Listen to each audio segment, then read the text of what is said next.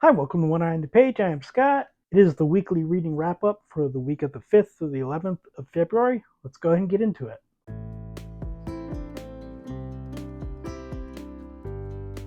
I finished 5 books this week. Last week, I made a statement that I'm going to stop reading, temporarily at least, a certain type of book, and I'm going to move on to trying to finish up Wodehouse books because I'm doing my Wodehouse 5-year battles and I have books that I still need to finish.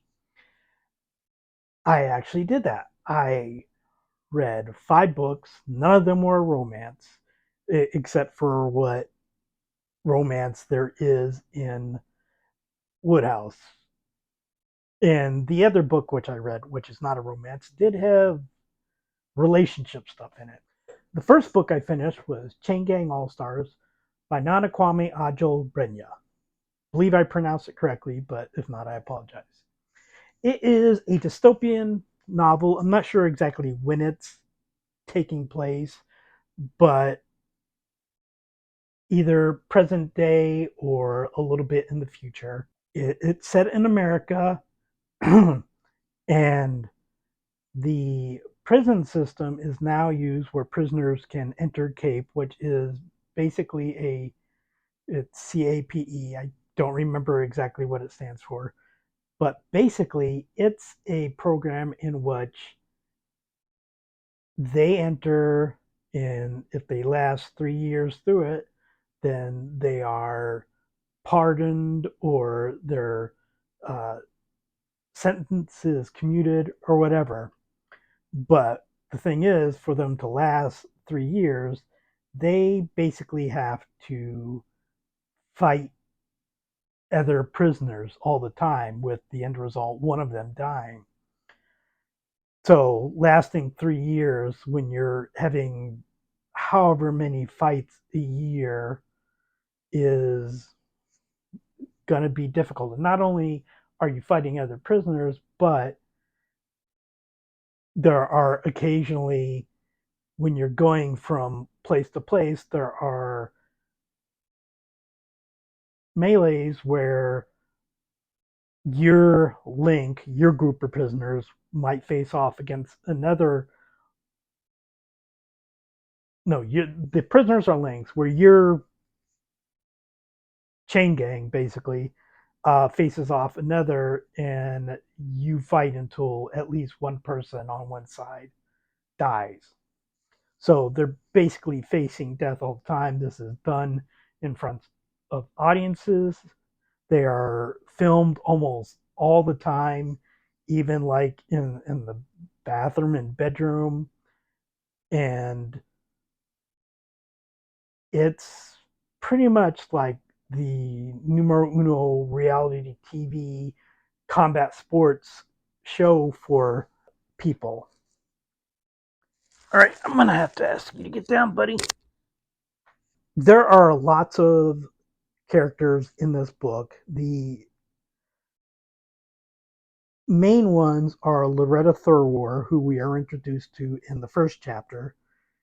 In her, I don't know if it's her first battle. I don't remember her first battle, but she was a rookie. It was when she was very new into it, and she defeats somebody who is a colossal, basically somebody who's almost lasted the entire 3 years.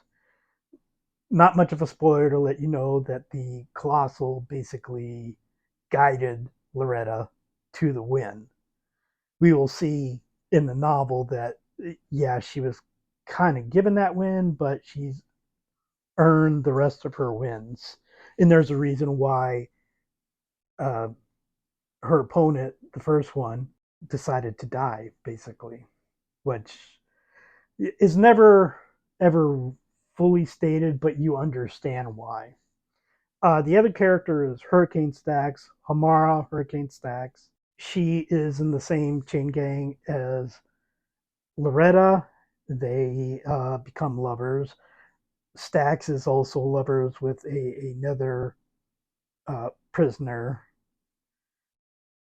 There is like low levels of jealousy in it, but it's not a big thing.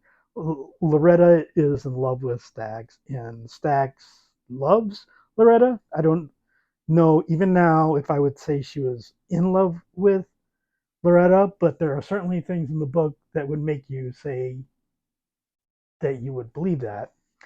But we have a singer, a man who gets his name because he sings a lot of time. Basically, sings slave songs.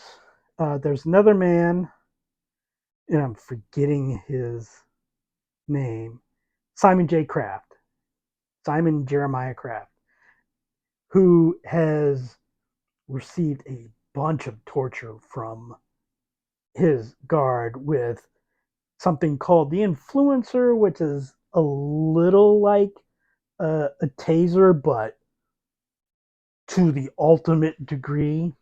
So Simon J. Kraft has basically gone insane. Now, the thing to know about these people, because this book is pretty much an indictment of the prison system, but the author doesn't take the easy way.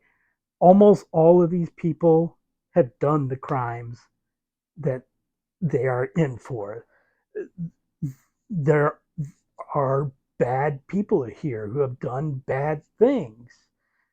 Now, have they been rehabilitated from them? That's up to you. There are some you're like, I don't know, possibly. There are some you're like, no. There's one guy in there who says, no, we did this, we deserve this. So he's not a good guy, but he has his truth. There's also one prisoner who definitely appears to be wrongly convicted. He says he didn't do the crime. He did, but he decided to go into the escape program because he didn't see himself surviving. So he is actually a murderer after the prison system made him one. So it also, some of the characters include protesters. The doctor who made the influencer uh, did not mean for it to be used in the way that was. The MC, which I thought was just basically a little mocking character who didn't have anything besides shitting on the prisoners and everything, but even he has a moment in there. There are many subplots, which may be something that people don't like. There are subplots about people in their story, and then once their story is done, they may be mentioned again, but they don't really appear again. And there's a culmination of a lot of storylines also, which, if not handled well, could be seen as bad. I happen to think it is handled well. I will say that in the middle of the novel, I was getting a little frustrated at certain things, but I see in retrospect that I'm fine with it now, which will explain the rating I give in that I am giving this book because I finished this book on Monday. It is Sunday now. I did not give it a rating until today because I've been thinking about it ever since then. And it's just been really difficult for me to go, okay, am I going to make that step? And I think the fact that I've been thinking about this long and the book has been in my mind this long, I'm going to go ahead and give it a 5 star. So the second book that I finished was The White Feather by PG Wodehouse. This is one of the books that is an early Woodhouse book. It's a school story. It is about Sheen, a boy at Riken, which we have seen in the Mike and Smith books. He is kind of a studious boy, not a really outgoing boy, not really one who kind of step up to somebody who may take advantage of him, such as his classmates. And the schoolboys and the town boys get into a fight. They both kind of seek out fights, and Sheen is in town, and he kind of basically just walks away from it and doesn't join. And it is discovered that he did this, and he basically gets ostracized by pretty much everybody in his school because of this. Hence the white feather. The white feather apparently is similar to what we would call a yellow streak, or it's a sign of cowardice.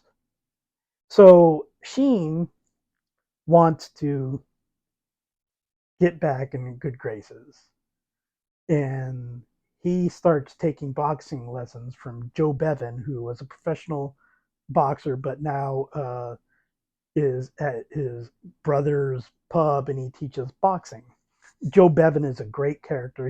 He's a boxer, but unlike most Woodhouse boxers, he actually has a brain. A lot of Woodhouse boxers are real morons.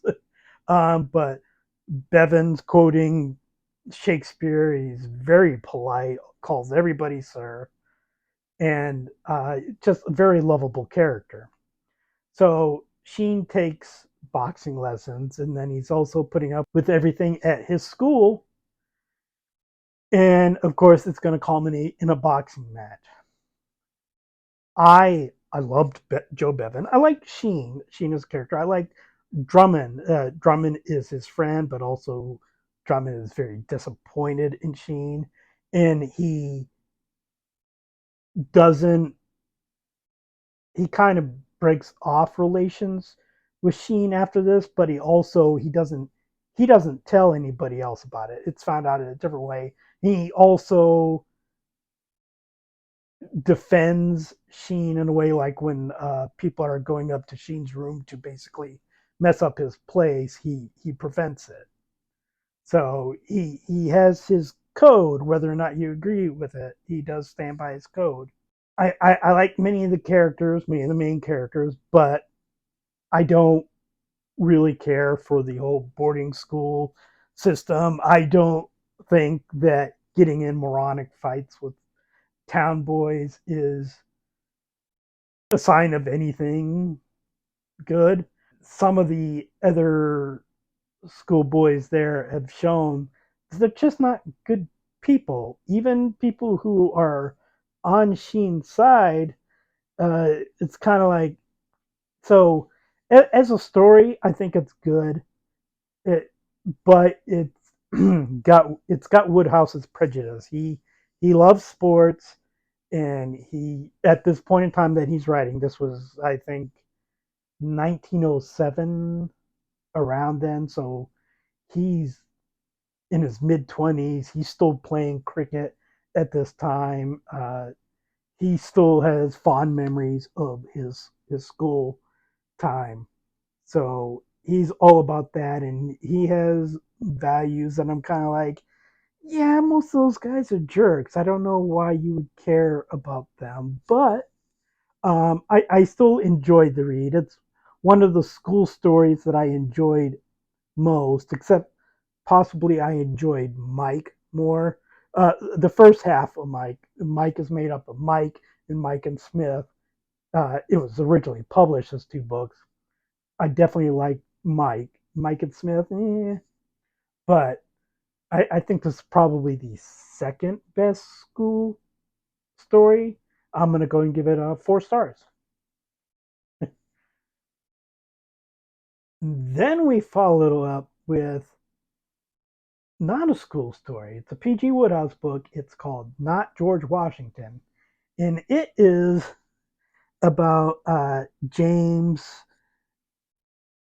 I don't got his last name. I know it starts with CH, but I can't recall exactly. He's a writer. This is apparently a semi-autographical novel, which is kind of like, oh, and it's also co-written with Herbert Weston.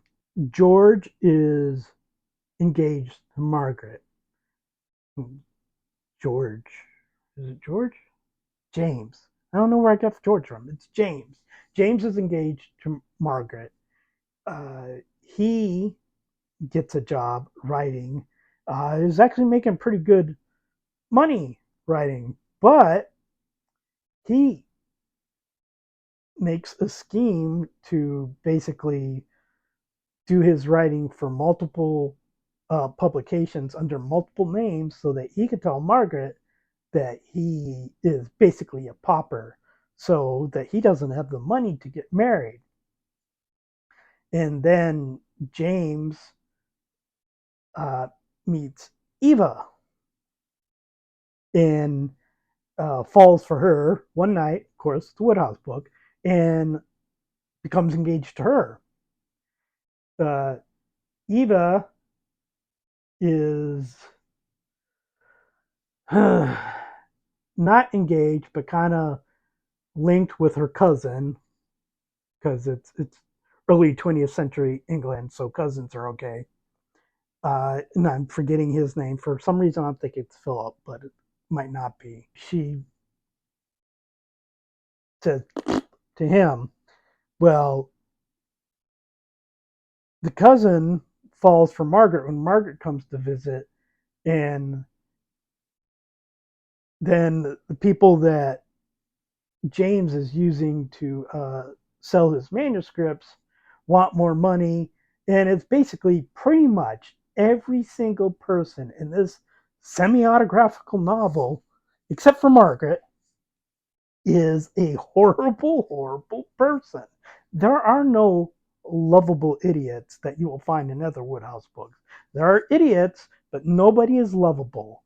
It was, and this was also published in 1907, 1908, whatever, around that time frame, maybe 1909. It's just a miserable novel.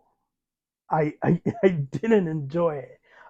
If I didn't feel like I needed to be a Wodehouse completionist, and if I didn't have the 5 year battle coming up, I probably would have DNF this book. It did get funnier near the end of the book as opposed to the beginning, but I did not feel good about the book at the end. 2 stars, being generous, I think. I think it's probably like a 1.8 stars, but I'm like, I'm not going to give it 1.5, so I guess I'll give it a 2, I guess. The next book, another Wodehouse book, is The Swoop, which is about England being invaded by like 9 different armies, and they're easily invaded and taken over. And the only people who can defeat them are the Boy Scouts, who apparently are like CIA level organized. In Boy Scouts, I'm talking the main character is Clarence Chugwater. I think it's Chugwater, who is 14, and he's like the top Boy Scout in England.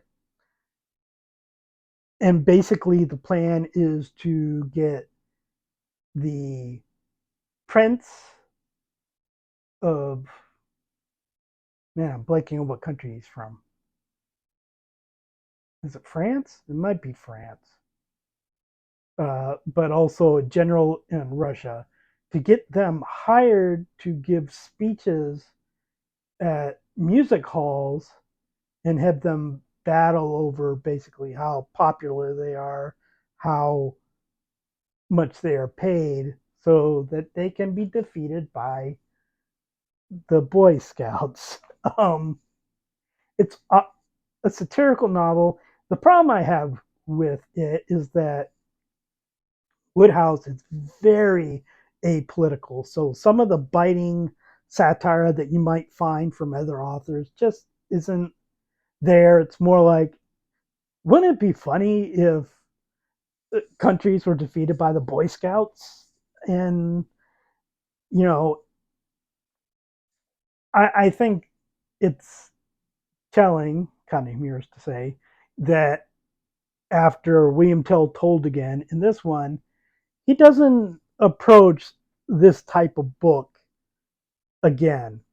Generally, he doesn't go outside his comfort zone very often.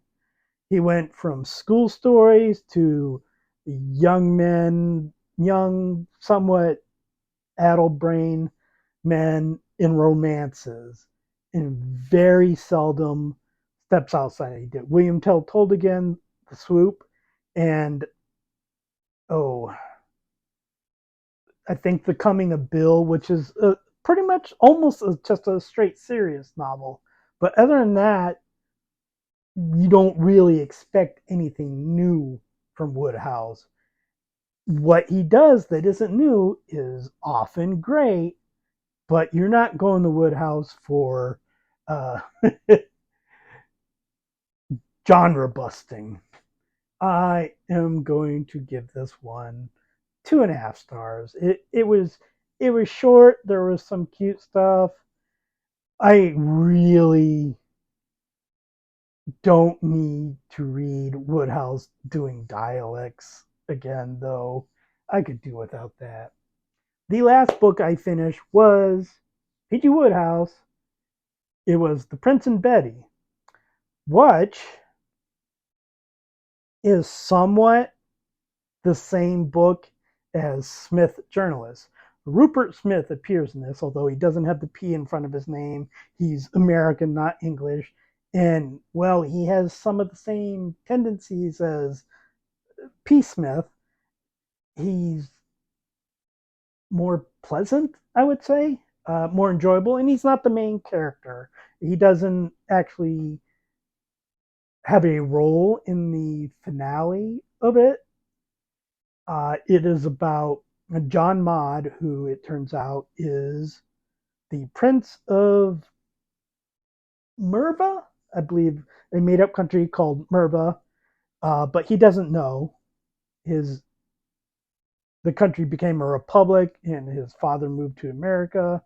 Then the country decided not to be a republic, and a person opened a casino there, wants to bring the prince back, and John Mott has met Betty Silver in the past, and they really liked each other. And it turns out that the casino owner is Betty's stepfather. Uh, Her stepfather wants her to marry the prince, not knowing that they already know each other. So she thinks that John is doing this for money, even though he actually is the prince. And so she leaves, and John basically stages a revolution to get himself removed from power. And then he goes back to America, and then that's where it basically becomes the same plot as Smith Journalist, with more dialect, American dialect, which, please, Wodehouse. I'll go back in a DeLorean and say, cut the dialect, dude. So I've read the plot before. A lot of it is exactly the same. I do like I said, I like Smith here more than I do in Smith Journalist. I like John Maud. I like Betty Silver. I wish they had more, I'm about to say screen time together, but basically book time together. They a little bit at the beginning, and then towards the end, a nice portion, but like that whole middle part, it, I kind of like, if there's a romance, let me see some chemistry. Woodhouse sometimes has a problem with that. It's like, I love her. Why? You didn't show me. I saw her, so I love her, which is often a Woodhouse trait. So I thought it was decent. I might have ranked it higher if I hadn't read Smith Journalist already, although I think that I prefer this to Smith Journalist. I I don't know. I'm going to be reading Smith Journalist again in like 3 or 4 months for our podcast. I will have to see after reading this now, see which one I like better. But I'm going to go ahead and give it 3.5 stars. It, pretty good book. A good sign. I believe this was like 1912 or so. This is really when Wodehouse is starting to get his creative juices going. His writing is just being coming as great as it will be, and he's moved past the school stories. And I there's very little sports in this. Well, there was some boxing, but not much. So that is what I read this week. I will be quite honest. I have a bunch of books here. I haven't really touched this week because I'm trying to get a lot of these Wodehouse books out of the way. So please like and subscribe, leave a comment, and I will talk to you next time.